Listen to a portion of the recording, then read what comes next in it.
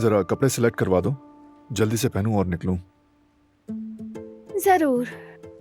ये तो मुनासिब नहीं है, मैं अंदर से कुछ और लाती हूँ। ठीक है।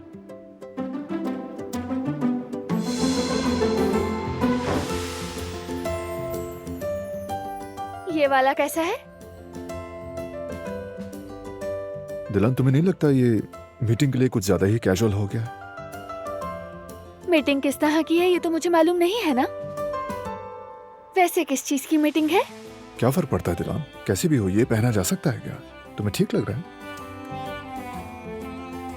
हाँ बिल्कुल ठीक कह रहे हो। मुझे तो लग रहा है तुम कुछ ज्यादा चूजी हो रहे हो।